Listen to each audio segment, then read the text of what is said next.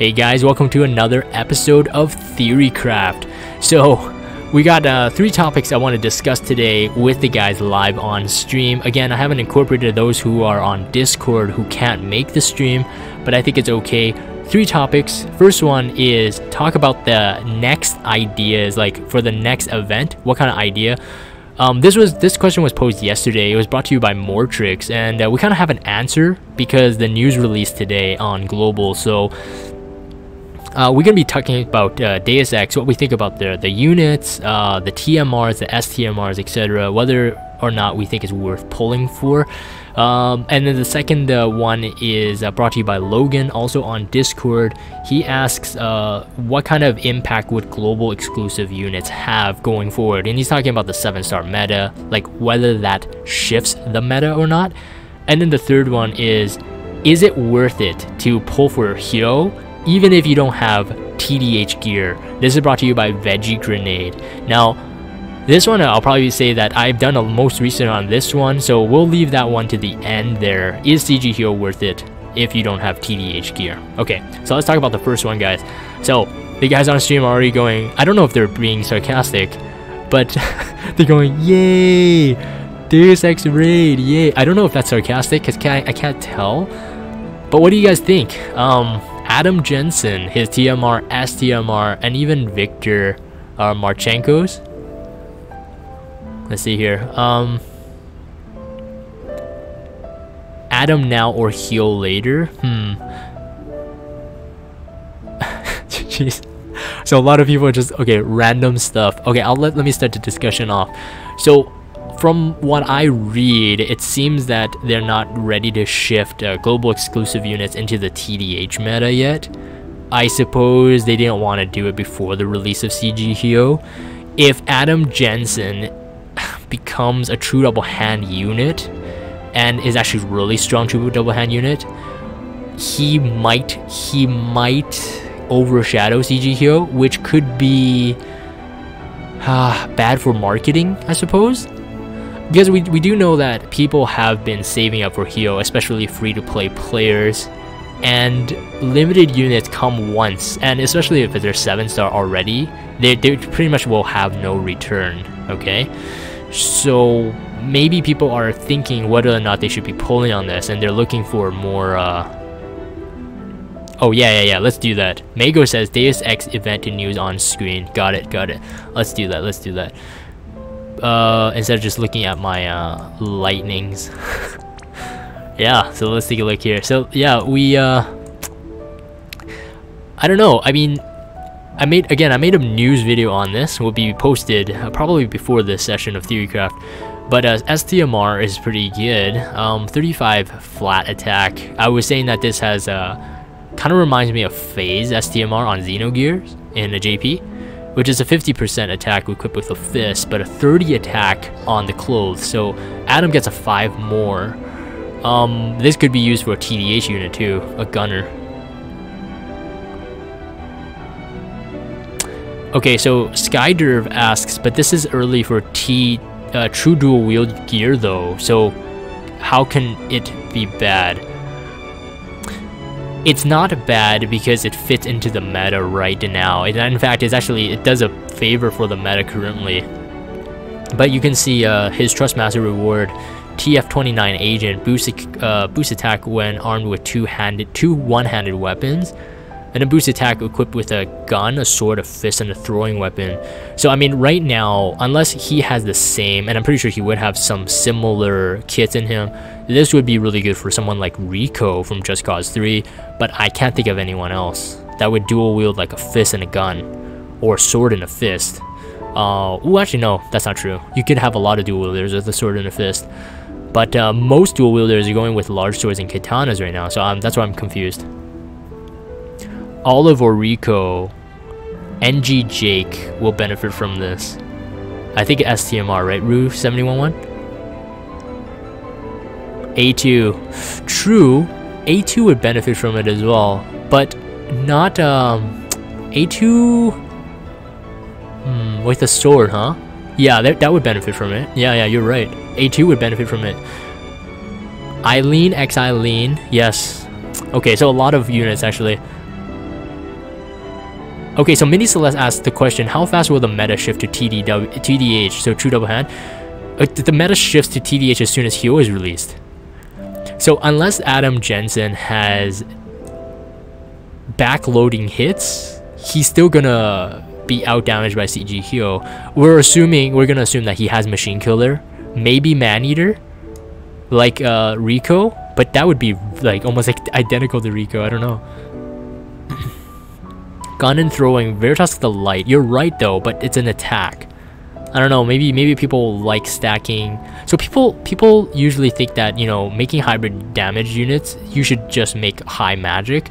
It's only true because most trials or enemies have low spirit. That's the only reason why. But otherwise, yes, Veritas of the Light, I think it would be good. But it boosts attack though, just so people aren't confused. Yeah, Onion Knight does Sword and Fist, so this would benefit from a lot of people actually. Yeah, Rico's Man-Eater is broken because he can buff himself. I'm assuming that Adam Jensen wouldn't fall behind Rico though.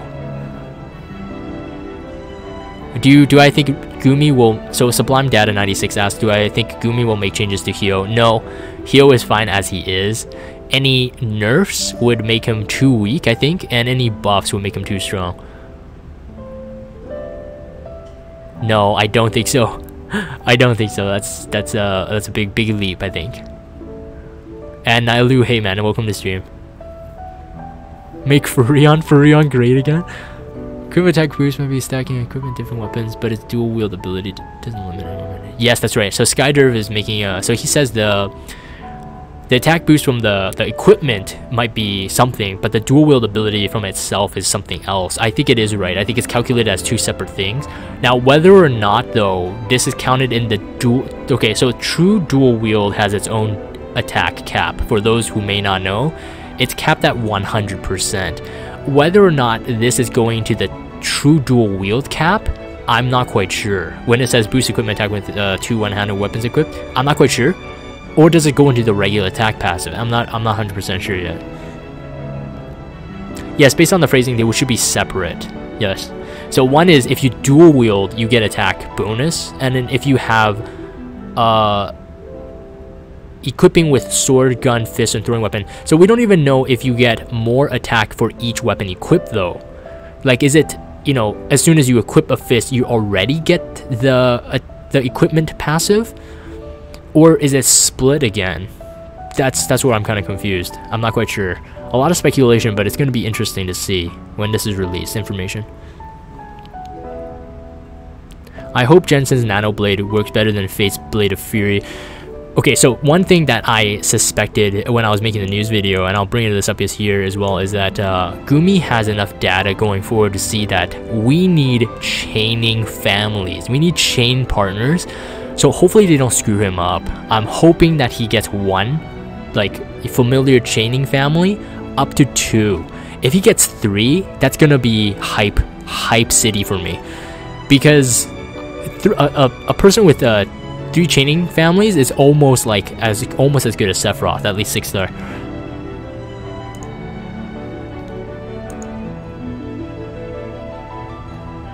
Okay, usually skills like this you get boost from each of the weapons. So this could be... Okay, yeah, so Mini Celeste is, yeah, I would assume so. It's its own TDW cap, yeah.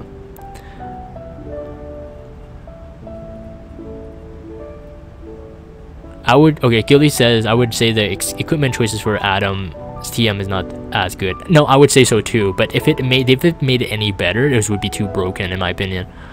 But most people are right though. We got some really good damaging swords. I mean, Onion Sword itself is 135 attack. Fist, a Gaon's Fist, he has 145%, 140 attack, 145 attack.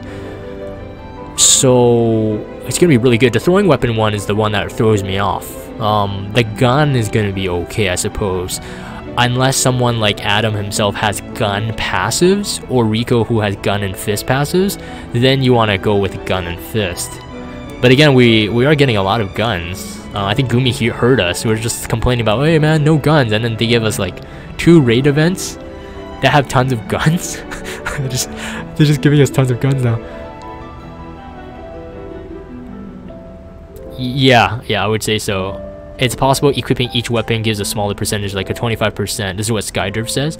So two of them equals 50%. Yeah, Chronic Heat asks about the tank. Let's move down here. Victor Marchenko. He seems to be a provoke tank. A 5-turn provoke. That is pretty high. We need to see his damage mitigation, and I hope he has some kind of cover ability. Even if cover is his secondary ability, as in like he doesn't get a high chance to cover or a low cover damage mitigation, it would still be really good for me. If he's stuck to provoke though, a 5-turn provoke might be really good, but then I would really want to see him have supportive aspects to his kit.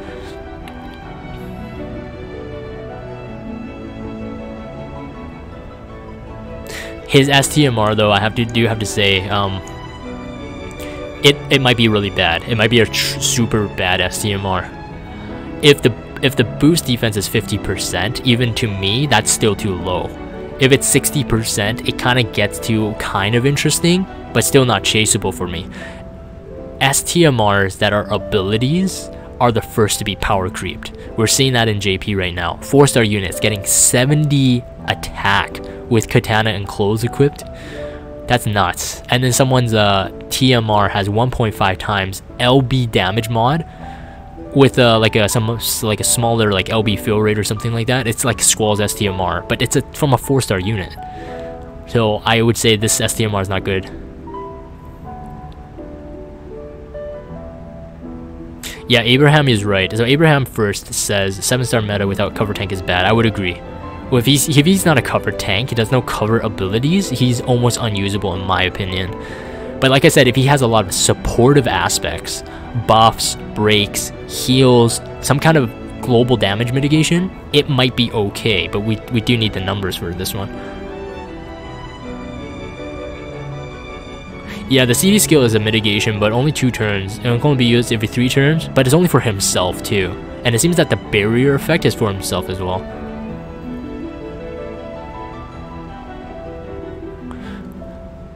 Anyways, it's interesting.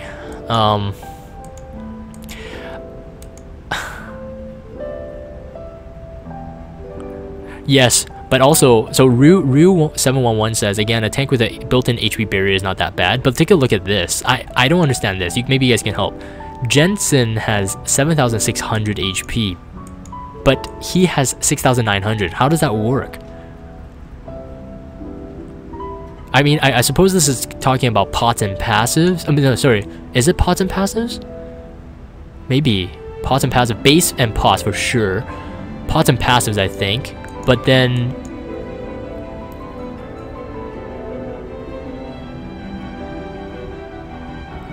Okay, Tiruchi says, it seems like a solid pass banner for you. You're not a Deus Ex fan. I have to pull on this one, in my opinion. Oh wait, Johnny Lowe says read the last sentences. Wait, let me see here. Oh, thank you. Derived from max stats, highest rarity. Okay, okay, so including innate abilities. Okay, so if Victor has stuff like, you know, get more defensive passive, HP passive with equipped heavy armor, equipped heavy shield or something, then his HP could potentially be way higher, but otherwise Jensen has a really good HP actually. Really good.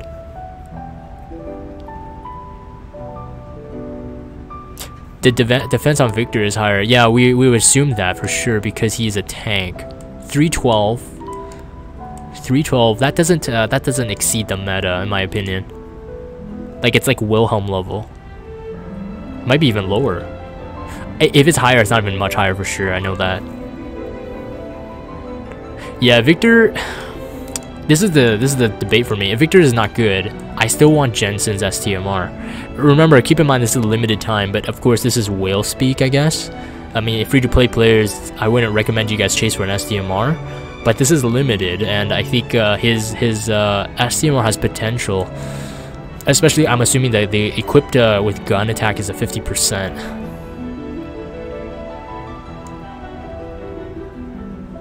Sublime Dana, look at that 90k Lapis. Yeah, I'm ready for pulls, man. Ah, Good. That's a good question. Mago asked a really good one. Any thoughts for free-to-play players that are hoarding for Hyoh? Are the first 2 steps good? No, they're not. Absolutely not. Someone made mention, I read it begin, I think Bad Scylla and Bad Finest, or yeah, they made mention that this step up is worse, which in the news video I said this step up is better because it costs 20,000 lapis for you get a guaranteed rainbow, but they said for 25,000 lapis you usually get 2 guaranteed rainbows. It's just that the middle one was random, and I'm like, crap, it was an oversight. I missed that. And so no, even the first 2 steps are not worth it. It's a 3+1 summon with a 4-star guaranteed, but there's no increased rate. So I would say save the lapis.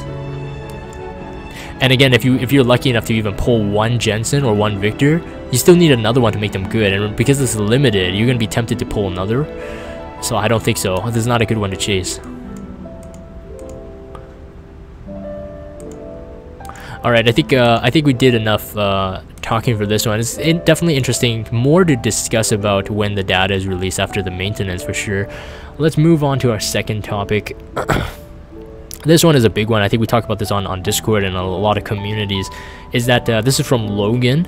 So Logan asks, what will the impact be for the global exclusive units coming that are 7-star? So even right now, we have you know, like, okay, we see the potential of all of 7-star. Her SDMR is really nutty. It's really good, and so there's so much potential right now for global exclusive units. We have no benefit from the JP side at all, of course. We have Fravia, we have Roberta, we have White Knight Noel, we have all the Christmas units, the Halloween units, all those units. What do you guys think about this? You know, their impact on it. In my opinion, like right off the bat, Gumi won't screw those up for sure.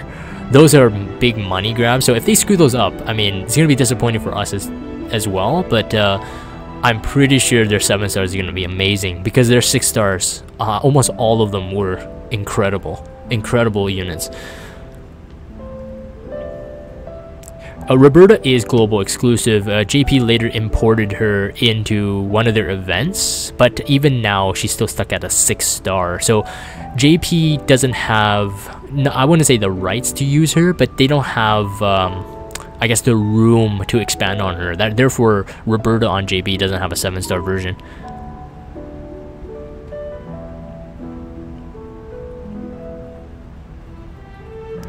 Yeah, Taruchi says there's gonna be a ride if they screw up Fravia. I would say so as well. So one of the things that brought up multiple times on Discord is that if Fravia is released, so we're gonna be assuming each batch of 7 stars, Generation 1 7 stars, each batch we're gonna get a global exclusive unit 7-star. So a lot of people are saying Fravia's next because she's one of the oldest GLEX units. Or Roberta coming, I don't know. We don't know at this point, but yes, a lot of people are saying potentially Fravia might outdamage CG Hyou.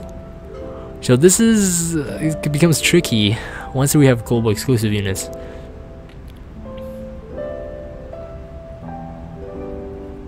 Yeah, that's true. Rue711 says Roberta on JP and Global are different, just like Rayjack and Lara Croft. Both units have different kits, different TMRs, etc. Oh, Badzilla says FFBE YouTube, so official, upload a video for Deus Ex.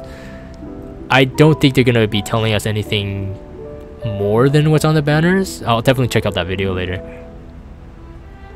Yes, Roberta with time jumps is almost necessary. Otherwise, I don't know how is she gonna be used. You can increase the damage mods, you can increase, like, you know, give her TDH, etc. But I don't think that's what she needs to make her really usable. She needs that time jump. Oh, it's just a trailer? Oh, pfft, never mind. Thanks, Badzilla. Taruchi says, I'd almost bet that Roberta is next because Fravia is still useful in global, so they probably want to push her back like Transterra release. That's true. That is possible. That's true because Olive stopped being used by a lot of people even after her enhancements, and this got her to be hyped again. I can foresee that. I can agree with that. I think Roberta could come. So time jump is a specific ability. They don't update all of the jumps. Apparently on JP, some people still regularly jump, and then there's some people with timed jumps. But they could fix it per unit too, so it doesn't, yeah, that won't stop them. Yeah, Mindy Celeste is lame. Yeah, it is pretty lame. They should fix jump, in my opinion. Just really not usable. It's on an off turn, you can't chain it, you can't finish with it, which is the whole point of jumping, really.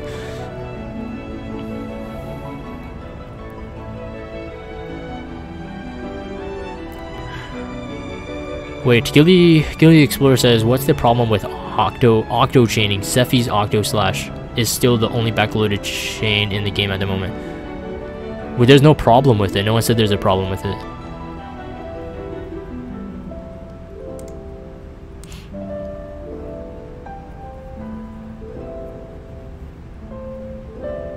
Oh wow, okay, so Unreal Levy says, I wanted to respond to that trailer video. Gumi, he wanted to respond, Gumi, what's your fetish with mecha collabs? But the comments were disabled. Huh, interesting. I'm really curious why all the robot stuff would last. Roberta is also one of the most usable units alongside Fravia. She is good. I mean, now she can chain with Octo.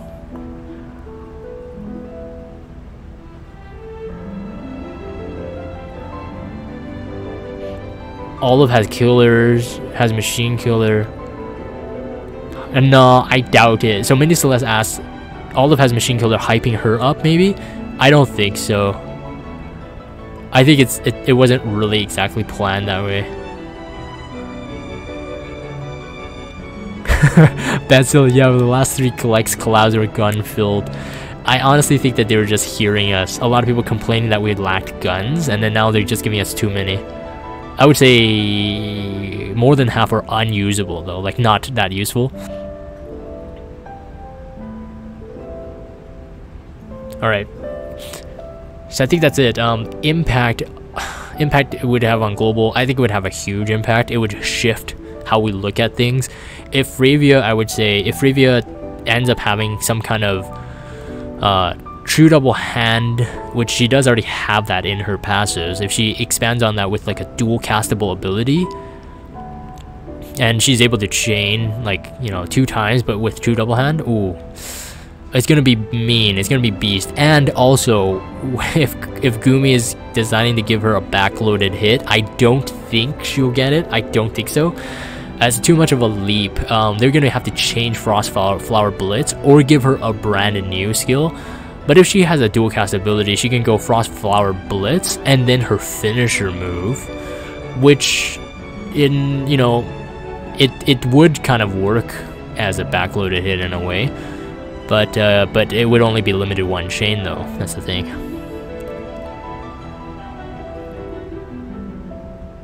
Badzilla says, I hope Barb is the next GLEX 7-star. I highly doubt it. She's so overpowered right now.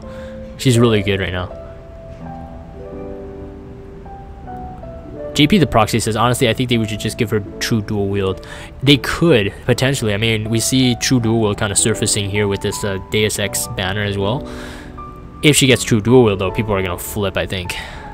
Because that means she's going to be sort of irrelevant once Kurosami comes, who is another TDH hybrid damage dealer, locked to ice. So it's like man version Fravia from Type 0. True 2 or CD backloaded skill, that would be middle ground, says Skyderv.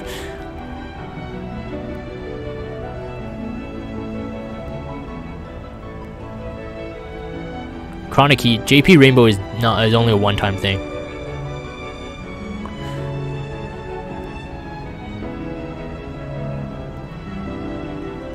Yeah, obviously. That's true. JP the Proxy makes a good point. What double-handed swords are we gonna get that works with Fravia? He's right. There is none. There is none. Even in JP right now, unless they again make a GLEX event that has a true double-hand sword, which also needs to be ice.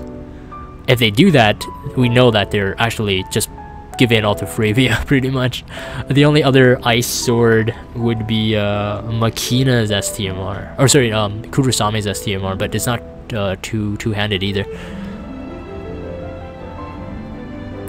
Nah, highly doubt it. Taruchi says Fravia STMR two-hand ice sword, Kappa, but I just highly doubt it. They don't usually give 2 equipment for STMRs. It's actually, if your TMR is an equipment, you get an ability. If your TMR is an ability, you get an equipment. Usually that's how it works. I haven't really seen one that is breaks that mold yet. Yeah, Bad Finance already says that. Yeah, TMR is already a weapon. All right, let's move on, guys. Very last one, because we are gonna be running short on time here. Last topic of the day is it worth it to get CG Hyou or Hyoh even without a single TDH gear? So right now what we have is Martial Glove, Alfreda's TMR. We have Buster Style, Cloud's TMR. We have Tomb Raider, Explorer Eileen's TMR. And we have Nalu. We have that Swift, is it Swift Hunter, I think it's called? Those TMRs are the only TDH TMRs right now. So someone asks if they don't have any of them, you know, is it worth pulling for CG Hyou? Let me pull up a build thing I did. I did some builds. So free-to-play players, listen to this carefully, as there's no visuals going up on the screen for this one. But if you're free to play, I built a CG Hyou for you guys. Now this is saying that you need him at 7-star though, okay? At 7-star, then he becomes pretty good. And I would say, yes, if you can pull his 7-star, still pull for him even if you don't have a single true double hand gear, okay? So this is my build for him. I'm gonna read it out. We have Tonitrus for the weapon. It's a Gumuru's large sword, lightning elemental, 120 attack. We have Bombardier's Beacorn. Is it pronounced Beacorn? That's a Zyle's TMR. It's a hat for 36 attack, 31 defense, and you need Hyou's TMR. This is the only 5-star TMR I'm including in it, because if you pulled him, obviously you're gonna get his TMR. So his clothes will give him 100% true double hand passive when equipped himself, and also gives 30% attack increase with a great sword or large sword equipped. Okay, so you definitely want this, and it has 28 attack base. So yeah, that's the clothing. And then for accessories, something as weak as Bracer for 30 attack, and also Bomb Engagement Ring. So I was talking about this before. From Bomb family, this one is really good. I mean, 30% HP, some fire resistance, and it gives you a 30 attack. You can swap these out for any accessories that give high attack. The higher attack you have, the better. But I'm going with like units that you most likely already have. That's why I'm doing this. Fortitude and Vigor is needed for an ability, and that's only if you are fortunate enough to pull 1 Fidel, but that's all you would need. You need a 30 attack plus 30. You can get that from Gilgamesh Trial, a large sword mastery, which you can get from Beasts of the Dark, and Double Hand, which has been a free TMR you can trade at the King Mog for the past couple events, but that's Bart's TMR. This will give your CG Hyou 1648 attack with a Ifrit level, a 3-star Ifrit max leveled. 1648. That is incredibly strong already. Okay, that's incredibly strong already. And like I said before, the reason why we use Tonitrus or Fire Greatsword is because one, Tonitrus comes from a 3-star base unit, easier to get, but he can Imperil Lightning while dual casting. So you can dual cast, hit and Imperil Lightning 50%, and then do his really strong chaining move with a backloaded hit. Because of that backloaded hit, he becomes stronger than any single dual wielder at this point. If you see a dual wielder with about 1650 attack, which is what our Hyoh is at right now, Hyoh is still going to out damage them. Now this is not counting killers because he has no killers innately, etc. So we're just saying raw power, CG Hyou will give you the best bang for buck. So yes, still pull for him. So I'm going to read a couple of the comments here as I'm going through. Sublime Dana says Bracer is weak, Kappa. It is weak, but if you are free to play and you have limited resources, I'm giving them like the best case scenario for something that they might potentially have. Mini Celeste, does his trust ability only work with two-handed weapons or is one-handed? Well, it works with one hand as well. It's true double hand materia, so it works with one-handed weapons as well. That's why I have Tonitrus on. Ryu711 says, got a few Fidel last banner. I have 3 of those TMRs. Yes, perfect. This is the reason why I try to go for 4 Fidels, but I only ended up with 2 Fortitude and Vigor. I just had really bad luck with the raid Mughals.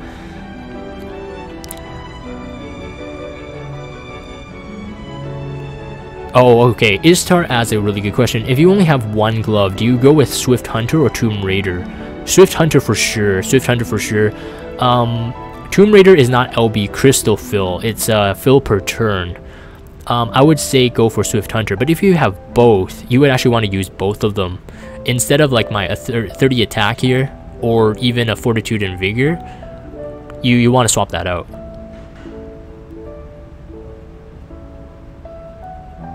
I would say Hyoh. No, so Gilly says I would say Tomb Raider is better for Hyoh. I would say Naluz is better in my opinion.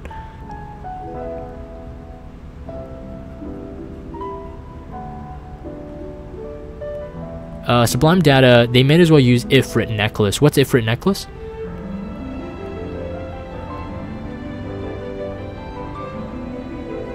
Yes, so Omega has accessory with 35 attack. Yeah, it is, but it's much harder to take on Omega for a free-to-play player, I think.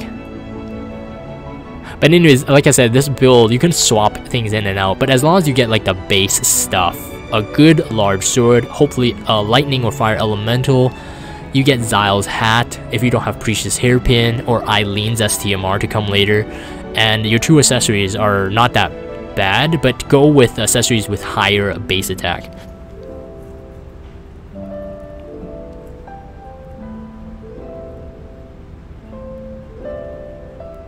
Oh, Ifrit Claw. Yeah, you can use Ifrit Claw too. Yep, for sure. I was just looking at 30 plus attack accessories and I just put it on. Tiger Mask. Gilly, finish off that at Madam's Manor. You get Wolf Mask and it's stronger than Tiger Mask.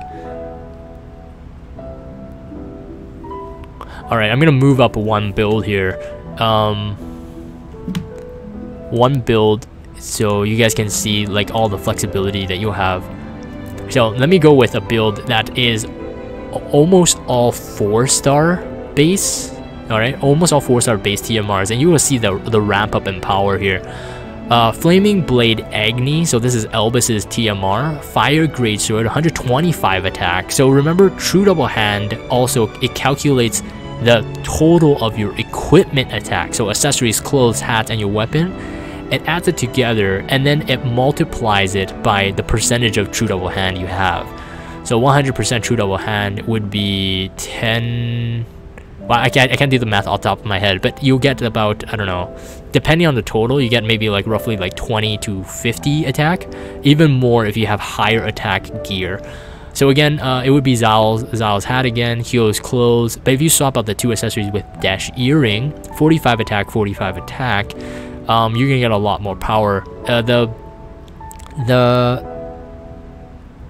abilities, Fortitude and Vigor, I have 2 of them here, 40%, Large Sword Mastery, and then again Double Hand. So Double Hand can be used because we're using a one-handed weapon. As soon as you go with like something like Revolving Saw, Conrad's TMR, you can't use Double Hand at all, so keep that in mind. Double Hand is a 50% attack, but only one-handed weapon. With this build, with Ifrit 3-star max level, you get 1763 attack. That is very, very powerful. To compare the numbers, I'm just going to look at here. It says, at least based on the calculator, it says average damage you'll do with a one-time skill. Keep that in mind. That means when you're punching someone with a defense of 100, auto-attacking rather, 100 defense enemy, you get about 63,000 damage. Now the previous build that I read, you get about 55,000 damage. That's almost a 10,000 damage on average increase, and that's a ×1 skill. So if you have a skill with a higher multiplier like damage mod, this is gonna be multiplied by that amount. So you know, going from 1648 attack to 1763 attack is a big leap, and you keep in mind this is still mostly 4-star materia and even free some event materia, or trial materia rather. I have another one, the same build, but if you swap out for Conrad's TMR, which is a two-handed weapon, Revolving Saw is 130 attack, so it's higher than Flaming Blade Agni, and 130 attack, but you remove double hand and you give him Fortitude of Vigor, which means 3 Fortitude of Vigors with 40% attack. Now obviously if you don't have Fortitude, so many Fortitude of Vigors, give yourself Adventurer 5 if you have it, and you get 40% attack. It's the same thing, interchangeable, but you actually get better stats, so I would definitely recommend that. Everything else the same.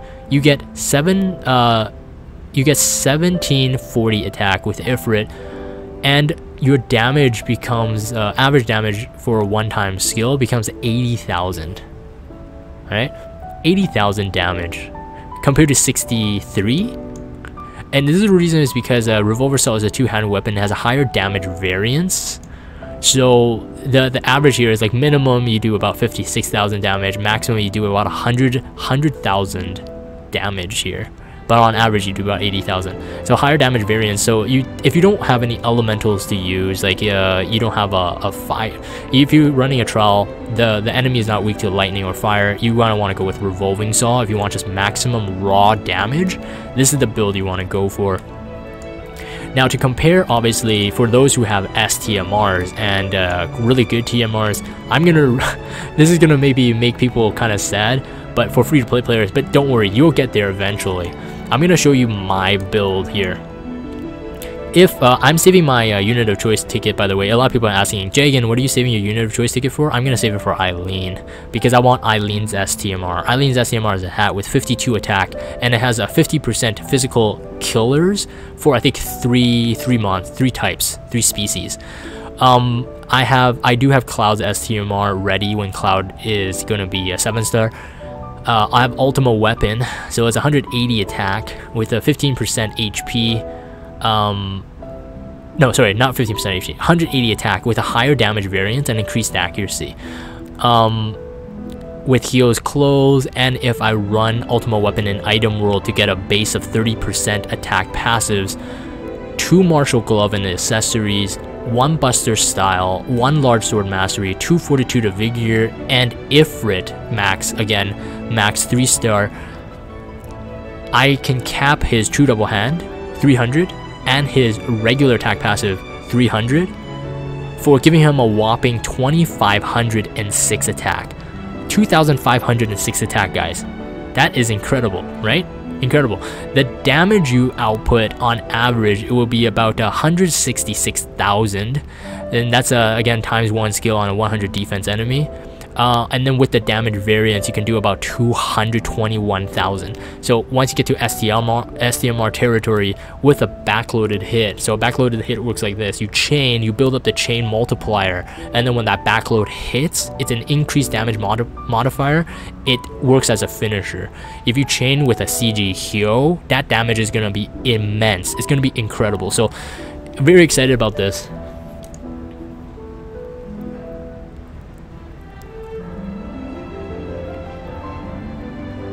Wow, raw doggy it says he has 8 Eileens. Wow, congrats, man. Congrats, because you just got one of the best STMRs in game for headgear, for a physical damage unit. Yeah, so hopefully that answers your questions, guys. If you don't have a True Double Hand gear, you know, should you even be pulling for CG Hyou? I would say yes. Now, if you are running out of resources, like I said, because of power creep, because of True Double Hand units coming in the future, you could say this is a hard pass for me. You know, maybe you want to wait for FF10, for Jekt and Oron to come. I think they're the next notable ones. If we get Randy 7-star, I would say he's better than Hyoh, just because more killers, fixed dice user, and he can imbue elements to himself, and he has multiple chaining families. But let's discount that. Let's discount that as a possibility. If you're just looking for meta change right now, Hyoh is the one for you. So definitely pull on it, I'd say. Omego asked this, and now with the new incoming event, when do you think Hyoh will come? So on the last episode of Theorycraft, we did talk about this Mago. I was saying that Hyoh will be delayed by 1 week, and I think I'm exactly right. I guessed in the Theorycraft episode 1 that you know, we have to get a raid event. We just don't know what the raid it is. We were kind of assuming it's some kind of a global exclusive event, and it is, but we thought it would be like, you know, specifically like global, like FFBE units. We didn't know it was a collab. But with this coming, we should see Shantoto's event next. It's time for King Mog by then, because we're just finishing off our story event right now on global, and then after Shantoto it should be CG Hyou. There should be no other interruptions in between. No, it's not late September, it's right. Oh, okay, he's joking. Sublime Data is joking. It would be near probably the first week of September. That's my best guess. Again, I love deducing stuff. It's really fun. Anyways, I think I'm gonna end this session of Theorycraft here. Thank you guys for contributing, asking the questions, and obviously giving me some more info as well. A lot of you guys are feeding me info that I either overlooked or missed out, so it's really helpful. Let's end this here. So for those you know, either on stream or on YouTube, you know, check out the Discord server, follow on Twitter, and subscribe to YouTube if you haven't. If you, again, I gotta thank every single person that watched the first episode of Theorycraft. You guys were awesome. Tons of comments. It's exactly what I wanted. I just didn't expect it. I didn't expect you guys to be so into it. And so hopefully these Theorycraft episodes will be released like once a week. Hopefully that's my plan, at least. And hopefully, you know, there's be some helpful information, some fun discussion, some things to think about. And again, I think this is really like a brain trust. Like, everybody just come in and just talk about stuff, which is really awesome. People are still making jokes on stream. I can't help but laugh. It's really fun. They're really sarcastic on chat. I don't know if there's that sarcastic in person. Anyways, yeah, thank you guys so much for so many comments. The view count just blew me out of the water. So surprised. And so thank you guys for the support. Continue to contribute to Theorycraft. Again, I know I missed out a lot of people's questions here. I gave the topic some priority for this week just because of the Deus Ex release. That's why I kind of shifted the topics. Otherwise, you know, shout out to Dangerous Teenage Boy. Your topics are still in my notes here. We'll probably bring that up in the next Theorycraft. So you're not missed, bro. You're not missed. Anyways, that's it for this one. Hope to see you guys in the next Theorycraft. And I'm signing off here.